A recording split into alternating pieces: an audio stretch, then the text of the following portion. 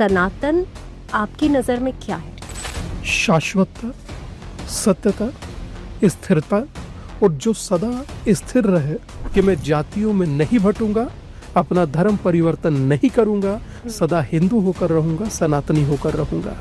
योगी आदित्यनाथ जी ने, और उन्होंने कहा कि एकजुटता, यानी कि अगर एक ही जाति रहे तो उससे बेहतर और कुछ नहीं। महाराज जी ने जो कहा वो यक्ष प्रश्न है, इसमें कोई दो मत नहीं। एक धर्म है और एक जाति है, दोनों को कैसे डिफरेंशिएट किया कि ना कोई दूरी ना कोई खाई, हिंदू हिंदू भाई भाई। आरक्षण के ऊपर अगर बात की जाए, क्योंकि माइनॉरिटीज जो है उनको तो आरक्षण भी पूरा पूरा मिलता है, इस पे कई सारे और प्रदर्शन। किस वर्ग में कौन किस हालात में है, सभी को संभल मिलना चाहिए। एक्स मुस्लिम भी एक शब्द है जो सुनने में आता है, इसको कैसे जस्टिफाई किया जाए? एक उत्तर प्रदेश में पकड़ा गया, एक मध्य प्रदेश में 5-5, 10-10 हजार लोगों को ये परिवर्तित कर चुके हैं।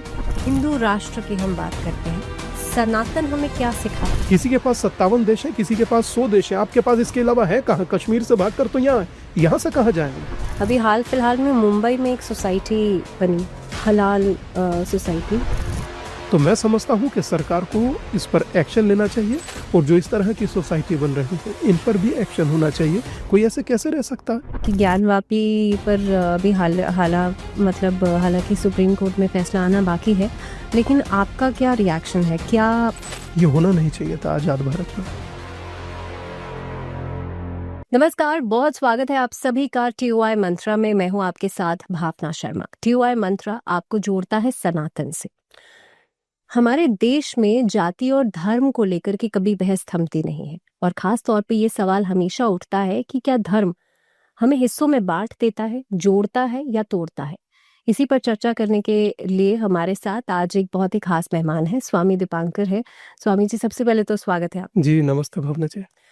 स्वामी जी, हम इससे पहले कि जाति पर या धर्म पर कुछ बात करें, या हम बात ये भी करेंगे आज की खास तौर पे हमारा जो धर्मशास्त्र है वो क्या कहता है। लेकिन मेरा पहला सवाल, क्योंकि आप बहुत सारे ऐसे इनिशिएटिव्स भी लेते रहे हैं और हाल फिलहाल में भी ले रहे हैं, मेरा पहला सवाल आपसे यही है कि सनातन आपकी नजर में क्या है? शाश्वतता, सत्यता, स्थिरता और जो सदा स्थिर रहे। तो मैं समझता हूँ जो शाश्वत रहता है, हमें मार्गदर्शन करता है, हर समय हमको एक सही दिशा और दशा का काम करता है, जस्ट लाइक ए नेविगेटर। हमें बताता है कि हमें किधर दिशा में चलना है। माँ को देखें तो कैसा भाव होना चाहिए, बहन को देखें तो कैसा भाव होना चाहिए, रिश्तेदारों को देखें तो कैसा भाव होना चाहिए, शत्रु को देखें तो कैसा भाव होना चाहिए, मित्र को देखें तो कैसा भाव होना चाहिए। मतलब आपको टॉप टू बॉटम या कहूँ XYZ जो भी है, आप सनातन से सब सीख सकते हैं। सनातन अपने आप में शाश्वत है, सत्य है और यथार्थ है, और जो यथार्थ है वही कृतार्थ है, बाकी तो सब परमार्थ है। स्वामी जी, क्योंकि सनातन एक लाइफस्टाइल है आपने कहा, और आज की तारीख में अगर देखा जाए तो कई लोग, या मैं यहाँ पे पॉलिटिकल पार्टीज की भी बात कर लेती हूँ, गवर्नमेंट की भी बात कर लेती हूँ, कि हमारे समाज में आपको ऐसा नहीं लगता कि सनातन के नाम पे बहुत सारी चीजों का प्रदर्शन या प्रोपेगेंडा खेला जाता है? सनातन को नीचा दिखाने के लिए मान सकता हूँ कि इस तरह के काम होते हैं, पर ऐसा कुछ है नहीं कि सनातन ऐसा कुछ करे। ये तो बोलते तक नहीं है, मौन है। जैसे शेर सोया हुआ है, योद्धा सोए हुए हैं, हिंदू सोया हुआ है, मैं ऐसा समझता हूँ। पर अब जागता हुआ देख रहा हूँ इस समाज को, मगर एक लंबे समय से मैं समझता हूँ कि कोई कुछ भी आता है, टिप्पणी करता है, चला जाता है, कोई प्रतिकार तक नहीं होता। उसे कोई, शायद हमें लगता है कि गलत को गलत तक कोई नहीं कहता। स्वामी जी, आपने आस्था की बात की। अलग अलग धर्म बटे हुए हैं हमारे देश में, अलग अलग जातियां भी बटी हुई हैं। सबसे पहले तो आपकी जो यात्रा है उसको लेकर के मैं जानना चाहूंगी, किस बारे में है ये यात्रा? ये यात्रा जातियों में बटे हिंदुओं को एक करने की है।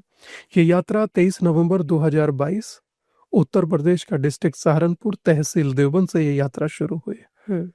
और देवबंद से ये यात्रा शुरू हुई और इस यात्रा ने 6 राज्य अब तक कवर किए। पहला राज्य उत्तर प्रदेश, दूसरा राज्य दिल्ली, तीसरा हरियाणा, चौथा उत्तराखंड, पांचवा हैदराबाद, फिर बिहार और अभी हम मध्य प्रदेश कर रहे हैं, प्रयत्न कर रहे हैं कि करें।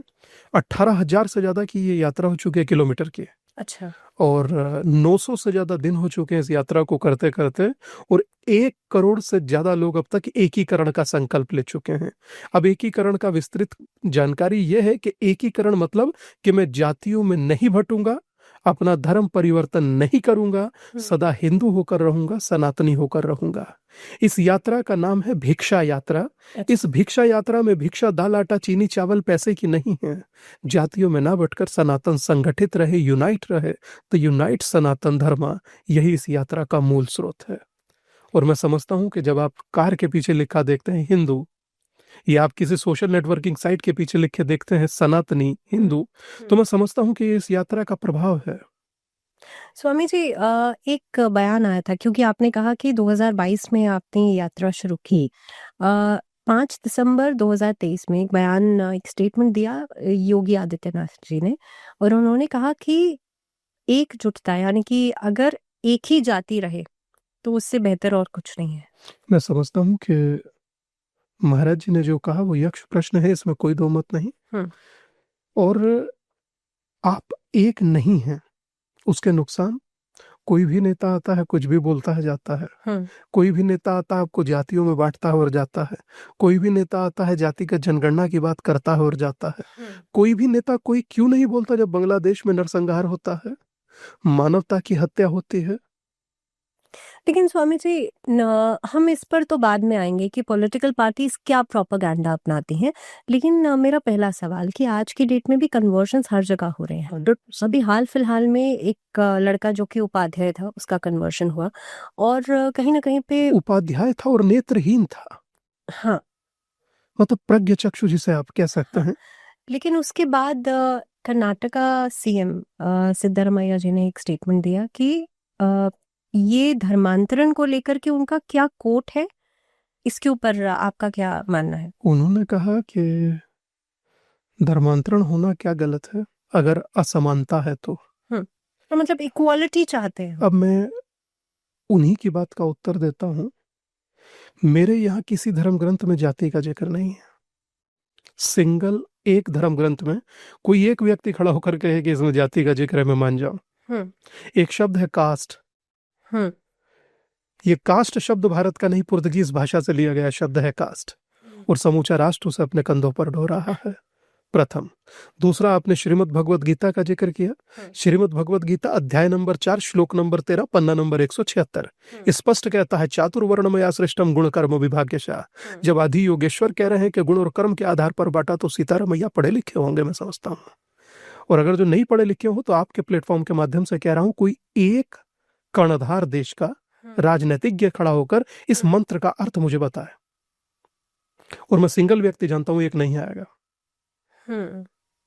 एक सिंगल व्यक्ति तक नहीं आएगा बताने के लिए कि इसका क्या, क्योंकि ये बताते ही उनकी दुकान बंद है। जब भगवान कृष्ण कह रहे हैं कि मैं कर्म के आधार पर बांटता हूं। और आज की तारीख में भी अगर हम आप टेक्स्ट बुक्स में देखें तो वहां पर भी ड्यूटीज ही बताई गई हैं, जो 4 वर्ण बताए गए हैं। बिल्कुल। ब्राह्मण हो, चाहे वैश्य हो, चाहे क्षत्रिय हो या शूद्र हो, ये यहाँ पर भी ड्यूटीज बताई गई हैं कि ये वर्ण है तो ये ड्यूटी है इसकी। नहीं, इसका जाति से कोई ताल्लुक नहीं है। अर्थ कहने का ये है, B.R. अम्बेडकर की पुस्तक है who are Shudras, paragraph number 1 chapter number 3, बहुत क्लियर लिखा उसमें कि उस शूद्र शब्द का जिक्र यहाँ किसी जाति से नहीं है। हमारी नहीं मानते सीतारामैया जी, अम्बेडकर की जी को मानिए। तो स्वामी जी, हमारी नहीं मानिए, श्री कृष्ण को तो मानिए, अम्बेडकर जी को तो मानिए। अगर इन दोनों को भी नहीं मानते तो फिर मुझे लगता है इस धरती के देवता आप ही हैं, और आपको हम नहीं मानते। आप लोग झूठ बोलते हैं, मंच पर बोलते हैं, कॉन्फिडेंस के साथ बोलते हैं, इसीलिए आप नेता हैं। मगर इस देश को ऐसे योद्धा की आवश्यकता है जो सभी को संगठित कर कर, एक कर कर, यूनाइट कर कर चले, उस भगवान की तरह जो मर्यादा पुरुषोत्तम कहलाए, जिनके साथ आदिवासी, बनवासी, गिरवासी, मल्लाह सब चले। भगवान आदि योगेश्वर जिन्होंने एक गिरिराज पर्वत के नीचे सबको एक कर दिया, सबकी जान बचाई, वो एक दृष्टांत देकर गए कि कैसे साथ चला जा सकता है। आप उन्हीं के दृष्टांत को तोड़कर झूठ बोल रहे हैं।